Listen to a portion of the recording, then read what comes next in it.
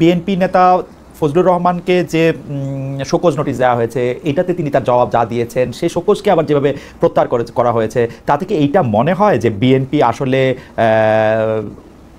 বিশেষ করে মুক্তিযুদ্ধ প্রসঙ্গ, ৭১ প্রসঙ্গ বা জামায়াতে ইসলামের সাথে সম্পর্ক প্রসঙ্গ, এই প্রসঙ্গগুলির ক্ষেত্রে তার যে অবস্থান, সেই অবস্থান একটু বদলেছে। আমি এটা এই কারণে বলতে চাই যে জনাব অ্যাডভোকেট ফজলুর রহমান যে কথাগুলি বলার জন্য শোকজ নোটিশের সম্মুখীন হয়েছেন, আপনি কি আমাকে একটা পার্থক্য দেখাতে পারবেন যে ১ বছর আগে তিনি এই কথাগুলি কোনটা বলেন নাই? মনিয়াপা। জি, আপনাকে ধন্যবাদ। যারা শুনছেন আমার শুভেচ্ছা অভিনন্দন, আমার সহ আলোচককে ধন্যবাদ। আপনি যে প্রশ্নটা করেছেন আমি ভীষণভাবে অনুতপ্ত। আমি নিজে ব্যক্তিগতভাবে মুক্তিযুদ্ধের প্রশ্নে আমি মুক্তিযুদ্ধ দেখিনি ওইভাবে, বাট মুক্তিযুদ্ধ যে ধ্বংসাবশেষ দেখে আমি বড় হয়েছি, সেইখানে একজন মুক্তিযোদ্ধা, প্রকৃত মুক্তিযোদ্ধার যখন অবমাননা হয় তখন হৃদয়ে রক্তক্ষরণ হয়। আমি একজন মুক্তিযোদ্ধা, আমি এখানে পড়েছিলাম, একজন মুক্তিযোদ্ধা সবসময় মুক্তিযোদ্ধা না, একজন রাজাকার, চিরস্থায়ী রাজাকার, বাট একজন মুক্তিযোদ্ধা এবং কখনো সে তার জায়গা চেঞ্জ করতে পারে। কিন্তু আমি যার কথাটা বললেন, আমি তাকে মুক্তিযোদ্ধার জায়গা থেকে আমি 10-এ 10 দিতে রাজি। কিন্তু ওনার একটু কথা, কণ্ঠটা একটু জোরে ছিল, একটু স্থানকাল পাত্র, ওনার বয়স যেটা, সেই হিসেবটা ধরলে আমরা অনেকখান থেকে এইখান থেকে ওনাকে এক্সকিউজের জায়গায় একজন মুক্তিযোদ্ধাকে তার মুক্তিযুদ্ধকে ধরে রাখার জন্য আমরা এক্সকিউজ করতে পারি। জানি না দল কি কারণে, কি জন্য এটা করেছে, দল এটা ক্লিয়ার করে নাই, আমিও ক্লিয়ার না, কিছুক্ষণ আগে আমরা এটা দেখলাম। তো সেই জায়গা থেকে আমি বলতে চাই যে একজন মুক্তিযোদ্ধাকে যখন তার পাশে, তার সারাউন্ডিংয়ে, তার বিল্ডিংয়ের চারপাশে যখন বাজে স্লোগান দিয়ে, জঘন্যতর স্লোগান দিয়ে যখন তাকে আটকে রাখা হয়, এটা এই দেশের জন্য লজ্জাস্কর। আমি যে কোনো জায়গায় দাঁড়িয়ে এই কথাটাই বলতে পারি। তার জন্য বিচার আছে, তার জন্য সে যদি কোনো অন্যায় কাজ করে তার জন্য বিচার আছে, আইন আছে, আদালত আছে, কিন্তু তাকে রাষ্ট্রীয় কোনো জায়গা থেকে বলে না এই মবের শিকার তাকে হতে হবে। আমরা 5ই আগস্ট পর্যন্ত মবকে মব বলিনি। 5ই আগস্টে যেটা বৈধ ছিল, 5ই আগস্টের পরে কিন্তু সেটা বৈধ না, অবৈধ। এখন রেভুলেশন সবসময় হয় না খালেদ ভাই, রেভুলেশন একটা সময় 10 বছর, 20 বছর, 30 বছর পরে হয় এবং খুব কম সময়ের জন্য থাকে। তো সেই জায়গায় যদি 1 বছর পরে ওই রেভুলেশনের ধারা ধরে, এবং একটা আপনি দেখেন, আপনি যে কথাটা বললেন মুক্তিযুদ্ধ এবং মুক্তিযুদ্ধের লেগেসি, এটাকে সরানোর জন্য আপনি খেয়াল করেন কত সুকৌশলে রাজাকার শব্দটাকে এস্টাবলিশ করা হচ্ছে। আমি এই কথাগুলি আমি শুধু বিএনপির অবস্থানটা বুঝতে চাইছিলাম। বিএনপির অবস্থানটা কেন বুঝতে চাইছি? আমার প্রশ্ন সরল। জনাব ফজলুর রহমান এমন কি নতুন কথা বললেন যাকে বিএনপি শোকজ দিতে হলো? 2 নাম্বার হচ্ছে, আপনি মব জাস্টিসের কথা আপনি বলতেছেন, কিন্তু বিএনপির কিন্তু আমি এখানে মাল্টিপল স্ট্যান্ডার্ড দেখি। আপনার মনে আছে 15 আগস্টে কে বাড়িতে শোক জানাতে যাবে না, বিএনপি থেকে কিন্তু সিদ্ধান্ত নেওয়া হয়েছে তাদেরকে ঠেকানো হবে। আমি কোনোটার পক্ষেই বলছি না, আমি বিএনপির অবস্থাটা বুঝতে চাইছি। আপা, আমি বিএনপি শোনেন, বিএনপি একটা এমন একটা দল, আমাদের এটা একটা উদারনৈতিক দল, মধ্যপন্থা দল, না ডান না বাম। এই উদারনৈতিক দলে যখন যার অবস্থান ভালো থাকে, যে গ্রুপটার, সে গ্রুপটা এখানে গেইন করে। তো আমি কিন্তু ফ্র্যাঙ্কলি আপনার সাথে কথা বলছি, আপনি আমার যদি খুব পেঁচান, আমার মনে হয় কিছু বের করতে পারবেন না। আমি নিজে থেকেই যা জানি, যেটুকু বুঝি বলছি।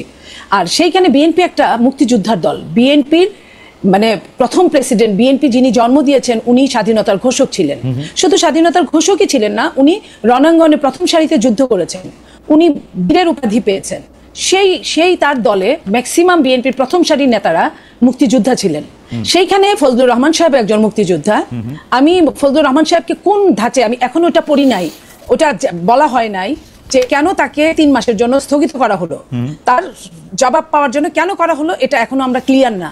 বাট একজন মুক্তিযোদ্ধা হিসেবে আমি লজ্জা পেয়েছি এই কারণে যে একজন মুক্তিযোদ্ধা এবং বয়স্ক মুক্তিযোদ্ধা, ওল্ড সিটিজেন, এই ওল্ড সিটিজেন একজন মানুষকে অন্তত পক্ষে এই জায়গাটায় সম্মান দেওয়াটা আমি হলে দিতে পারলে আমার ভালো লাগতো। আমি এইটুকুই বলতে চাই আপনাকে। এর বাইরে আমি আসলে খালেদ ভাই, আমার খুব খারাপ লাগছে, আমি এর বাইরে আর কিছু বলতে পারছি না। আমাদের প্রশ্ন, আপনি যেভাবে বক্তব্য রাখছেন সম্প্রতি, এই বক্তব্য কি আপনার দল আপনাকে সমর্থন করছে কিনা, বা আপনার দলের পক্ষ থেকে কেউ কোনো কিছু বলছে কিনা? অনেক সময় মনে হচ্ছে যে আপনি আওয়ামী লীগের ভয়েসে বা কণ্ঠে কথা বলছেন, বা আওয়ামী লীগের সুরে সুর মিলিয়ে কথা বলছেন। ফজলু ভাই, আপনি যদি আমাদের একটু বলতেন।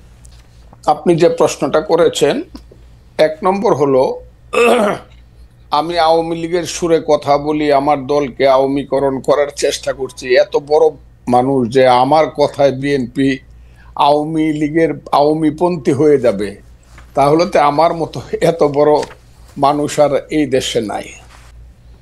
বিএনপি একটা লিবারেল ডেমোক্রেটিক ফ্রন্ট বা প্ল্যাটফর্ম, পার্টিও বলে অনেকে, লিবারেল ডেমোক্রেটিক। এই দলটি গড়ে উঠেছে একজন নেতার নামে, বা একজন নেতা যার নাম শহীদ প্রেসিডেন্ট জিয়াউর রহমান। উনি দলটি প্রথমে উদ্যোগ নিয়ে গঠন করেছিলেন। তখন আমি ওই দলে ছিলাম না, এটা না থাকাটা কোনো অপরাধ না। আমি তখন ছাত্রলীগের প্রেসিডেন্ট ছিলাম, বা ছাত্রলীগ করতাম, বা আওয়ামী লীগ পন্থী বা বঙ্গবন্ধু, সেটা ভিন্ন ব্যাপার। কিন্তু আমি আওয়ামী লীগ ছেড়ে যখন আমি বিএনপিতে গেলাম, সবকিছু জেনে শুনেই বিএনপি আমাকে ওখানে নিয়েছে। এবং বিএনপিতে যখন 2018 সনে আমাদের নেত্রী, দেশ নেত্রী বেগম খালেদা জিয়া জেলে চলে যাবেন 8ই ফেব্রুয়ারি 2018 সন, এর 5 দিন আগে 3রা ফেব্রুয়ারি লা মেরিডিয়ানে একটা মিটিং হয়েছিল উত্তরায়। ওখানে বাংলাদেশে শুধু আমাদের নেত্রী, দেশ নেত্রী বেগম খালেদা জিয়া সবাইকে বলেছে, আমি শুধু আজকে একজনের বক্তব্য শুনবো, ফখরুল ইসলাম আলমগীর, তুমি অ্যাডভোকেট ফজলুর রহমানের নাম ঘোষণা করো। কাজে যিনি সব আমার মাথার উপরের সমস্ত স্থায়ী কমিটির নেতাকে রেখে শুধু ফজলুর রহমানের বক্তৃতা শুনতে চায়, আমার কথায় দলের ক্ষতি হবে এবং দল আমার কাছে জানতে চাবে আমি কি বলেন। না, এটা দর্শকদের কথা। আমাদের মনে হয় যে এই আমি ওই দর্শকদেরকে চিনি। আমি যেদিন থেকে মুক্তিযুদ্ধের পক্ষে কথা বলা শুরু করলাম, হ্যাঁ, সেদিন থেকে প্রধানত আল-বদর রাজাকারের ছেলেরা এবং নাতিরা, তারা সব মিলিতভাবে আমার বিরুদ্ধে কথা বলা শুরু। এর আগে আমি সবারই কিন্তু সবচেয়ে জনপ্রিয় ছিলাম। আচ্ছা, এই দেশে যে এই যে 5ই আগস্টের আন্দোলন হয়েছে, আমি চ্যালেঞ্জ করলাম না, দেশের ভিতরে আমি হাসিনা সরকারের বিরুদ্ধে যা করেছি এবং বলেছি, কোনো বাপ কা বেটার সেই বুকের পাটা নাই, প্রত্যেক মুহূর্তে মৃত্যু চিন্তা করে সব কথাগুলো আমি বলেছি। ঠিক আছে ফজলু ভাই, আমি শুধু 2-3টা জিনিস একটু খালি ক্লিয়ার হওয়ার জন্য। এক হচ্ছে যে আমিও আপনার সাথে একমত যে হয়তো আপনার কথাগুলি জামায়াতের এগেনস্টে গেলে জামায়াত এবং তার ছাত্র সংগঠনের লোকেরা নানা ধরনের কথা বলতে পারে। আমি শুধু 2-3টা জিনিস একটু কুইকলি জানতে চাই। 90-এর গণ আন্দোলনের পরে 3 জোটের রূপরেখাতে যখন ছিল, কোনো দলই স্বৈরাচার বা রাজাকারদের কাউকে নিবে না। বিএনপি সবার আগের থেকে গিয়ে যখন তাদেরকে নিল, বা 2001 সালে যখন তাদেরকে পতাকা দিল গাড়িতে, তখনও কি আপনি একইভাবে প্রতিবাদ করেছিলেন? আমি প্রতিবাদ করা না করার প্রশ্ন না, তখন আমি বিএনপি করতাম না। তখন আমি বাংলাদেশে কৃষক শ্রমিক জনতা লীগ নামে, জি, কাদের সিদ্দিকী সাহেবকে নিয়ে, বীরুত্তমকে নিয়ে আমি একটা নতুন দল করেছিলাম, জি, যার নাম কৃষক শ্রমিক জনতা লীগ। এবং 2001 সনে আমি গামছা মার্কার নমিনেশন নিয়ে, গামছা মার্কা নিয়ে ইলেকশন করিয়া আব্দুল হামিদের সাথে কন্টেস্ট করিয়া, অনেকে বলে পাশ করছিল, গণায় আমি ফেল করছিলাম, তাদের গণায়। ওকে, আমার কথাটা বুঝেন। আমার ওইটা আপনি দেখে নেন, আমার সাথে গামছা মার্কা এবং নৌকা মার্কা ভোটের ডিফারেন্স কত ছিল। যা হোক, আমি সেটা বলতে চাই না। কাজে আমার তখন প্রতিবাদ করা না করা, আমি তখন আরেকটি রাজনৈতিক দল করতাম। এখন যদি আপনি আমাকে আইসা 26 বছর পরে জিজ্ঞাসা করেন আপনি প্রতিবাদ করছিলেন কিনা, আমি তো সেদিন বিএনপি করতাম। ওকে, এটুকু আমার জানার ছিল। আপনি যখন বিএনপিতে জয়েন করেন, তখন কি এই ব্যাপারগুলিকে এভাবেই দেখে আসতেছেন? তো আপনি যখন বক্তৃতা দিচ্ছেন, বেগম জিয়াও শুধু আপনাকে শুনতে চাচ্ছেন, তখনও কি আপনি এই ব্যাপারগুলিকে এইভাবেই পাশে আসছেন? কেন আমি এই প্রশ্ন করছি, আমরা কিন্তু দেখেছি যে বিএনপির বর্তমানে যিনি ভারপ্রাপ্ত চেয়ারম্যান আছেন, তিনি বঙ্গবন্ধুকে পাক বন্ধু বলেছেন একাধিকবার। তো সেইটা আপনার রাজনীতির সাথে ঠিক নাকি? বিএনপি একটি বহু মতের দল।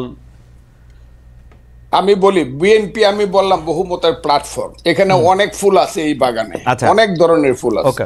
আমি সেখানে গেছি এবং কথা বলেই গেছি। তখন তারেক রহমান সাহেব দেশে ছিলেন না। আমি যখন বিএনপিতে গেছি, দুনিয়ার কেউ বিএনপি করে না। 2006 সনের নভেম্বরের পরে আমার কথাটা খুব বুঝার চাই, কেউ বিএনপি করে না। জামাতও বিএনপি থেকে সরে গেছে। আমি যখন বিএনপিতে গেছি, তখন তারা দূরে দূরে চলে গেছে, 1-11 আইসা গেছে। আমার কথাটা বুঝেন, আমি তখন কিন্তু বিএনপিতে গেছি দুঃসময়ে, এবং আমি সব কথা বলে গেছি। আমার কথাটা খুব ক্লিয়ার।